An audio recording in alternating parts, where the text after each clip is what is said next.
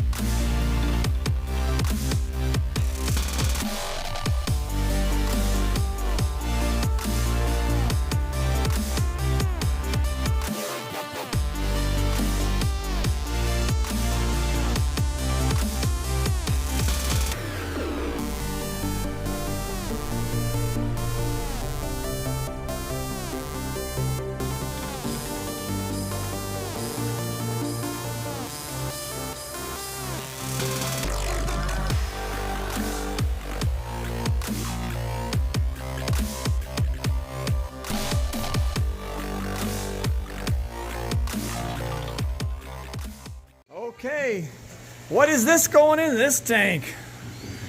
Oh, we've got the other little Arapaima that was in quarantine. He was all messed up when he first came in. His fins were almost non-existent. But we went ahead and got him all healed up, fattening up.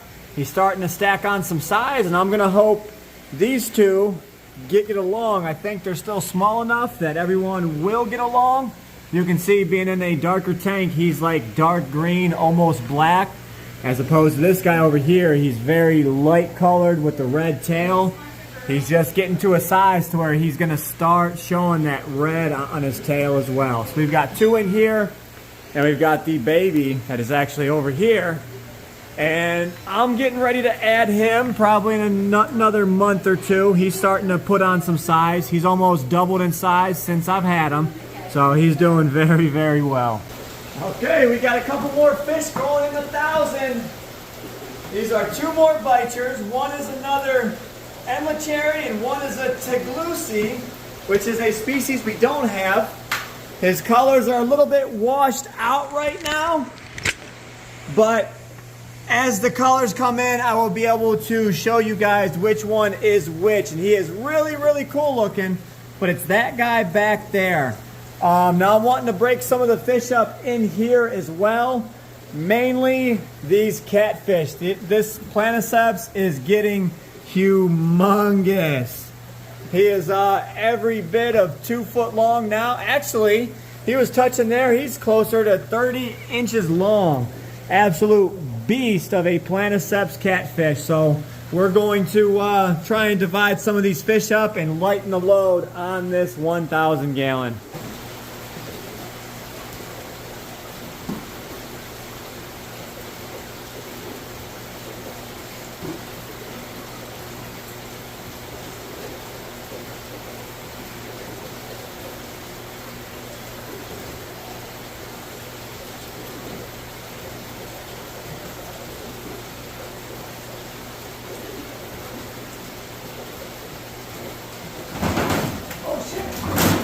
Oh.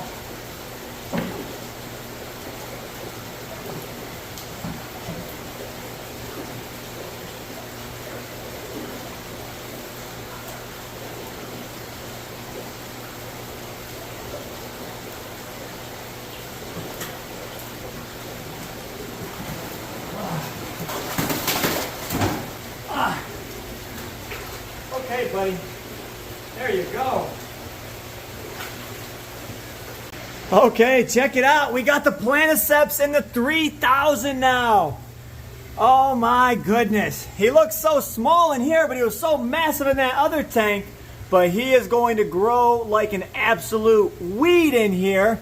And this 3,000 gallon just got so much cooler. We've got bass in here now. We've got planiceps catfish. I know I'm going to be looking at it a whole lot more.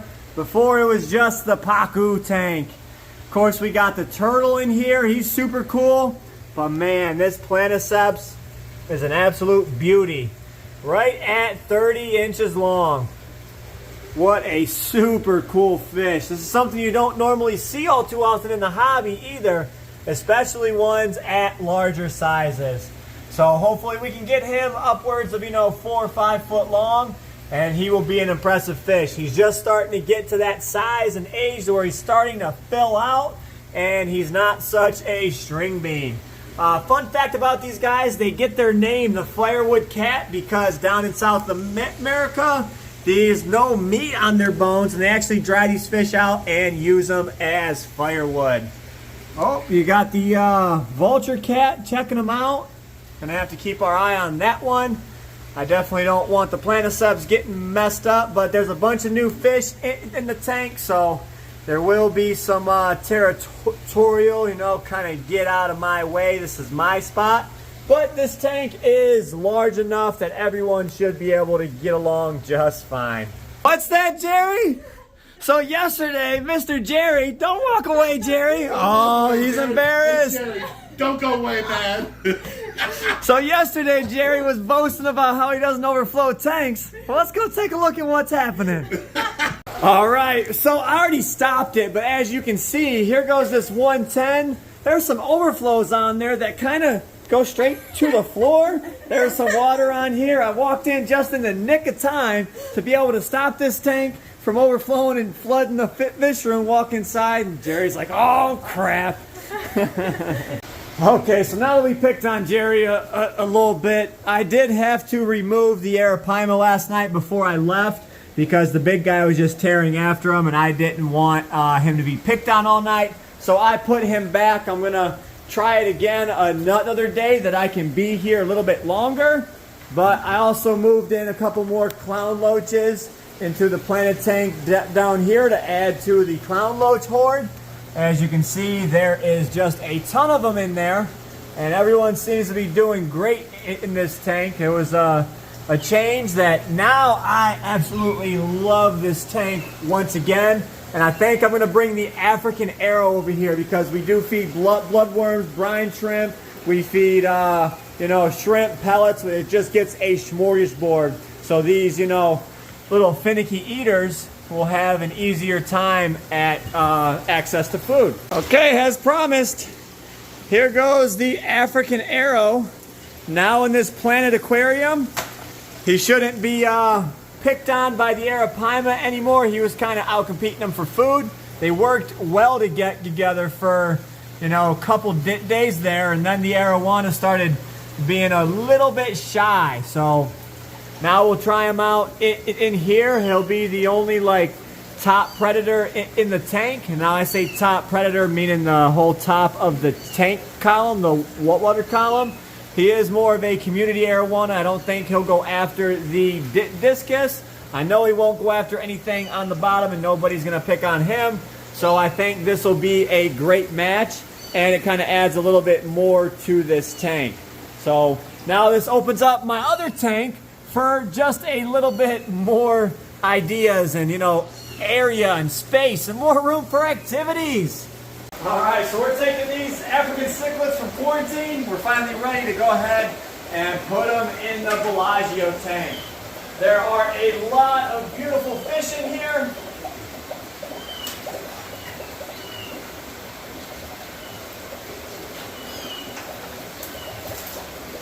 This is what we're going to do.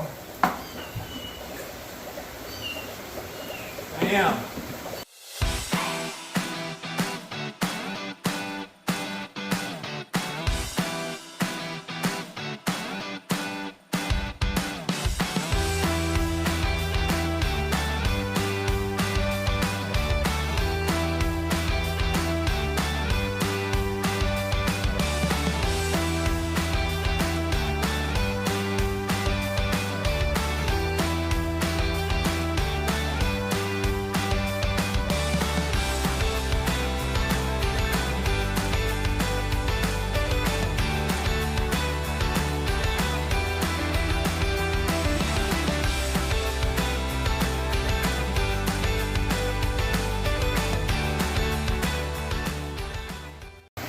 Okay, so that is no more peacocks in this 150 gallon.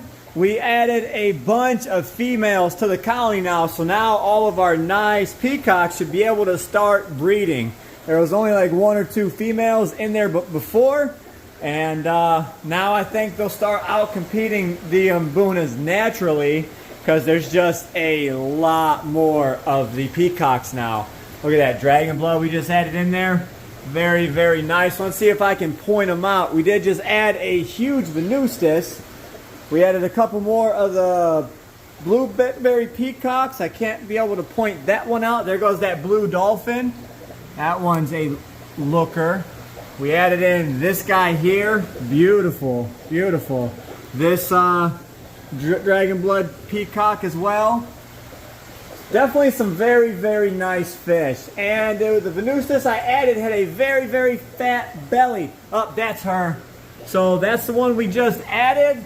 And that's our original big boy. But after about another week or so, maybe a week or 2, we can go ahead and add in this whole colony of venustus here and just let them go at it in this tank, and they will start breeding, because we already have breeding from our venustus now. If I can find him, I'll show you the venustus we bred. He's about 2 inches long. There he goes. Look at him right there. He's always front and center. That was bred in our tank. There was only one that I seen survive. But now that there's larger ones in there, I think they'll start picking off these smaller mbunas, and they won't be allowed to breed as much. So we shall see, but progress is happening. Okay, so we did a lot of moving around. Check out that lima shovel nose. Absolutely love those guys. Never had one super big though, but I have high hopes for this guy here. But those bichers I put in here, they're starting to get their color back. Maybe a couple more days, but this is the one I wanted to show you guys. He just happens to be hiding behind the log, but maybe tomorrow he'll be out and his colors will be dark enough to be able to see the difference in patterns, and I can show you the difference between an Enlacheri, a Weeksy, Ornate, Delhaize, all the good stuff. But that's another species called a Taglusi that we didn't have in here, but they are all eating good. Now I just need to fatten these guys up to look like my other bichers, because these guys are all just very, very, very fat. But look at that tigerfish. He is on another growth spurt. You can start seeing his teeth are coming out of his front lips. Man, oh man, he's getting to that size to where he's starting to look vicious, and I am a happy camper. Let's see if he comes up front. Look at them teeth. My goodness. Holy cow. Now just imagine this guy at 4 foot long, the amount of damage he could do, and then you got the big daddy Goliath tigerfish that puts this guy to shame. But this Vitatus tigerfish is a little bit more manageable for, you know, aquarium hobbyists, because they don't get as big and they are not as aggressive. These guys usually get around 3 foot in the aquarium, as opposed to the Goliath tigerfish can get upwards of, you know, 5-6 foot, which is truly amazing.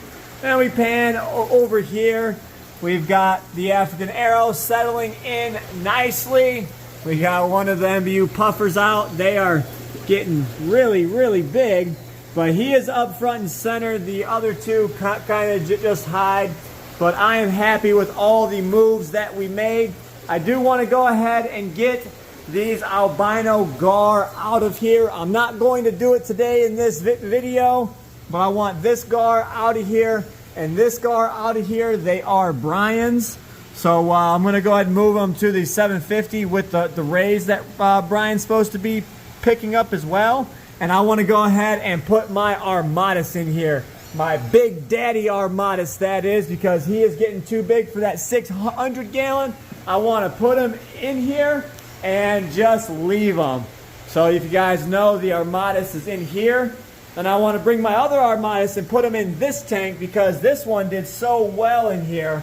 But this guy's every bit of 18, possibly 20 inches. He is getting really, really, really big.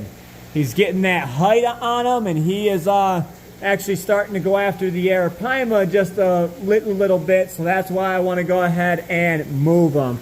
There won't really be an issue with the rays, so I think every move that we've made has been a good one. You just don't want to move too many fish at one time. The bass in here seem to be doing great. I will put some lids up top to deter the jumping, and the planiceps is in here doing fantastic. Hopefully when Brian comes and picks up some fish, he will take a bunch of these pacu as well, at least one of the black, one of the red bellies, and one of the albinos. So it'll help me clear up a little bit of room in here and give everyone some more room. We've got shovel nose for them, Niger cats. We got so many fish that are going to be leaving in the next couple of months. It is absurd. So hope you guys enjoyed today's video. I will catch you in the next one. Stay fishy, my friends.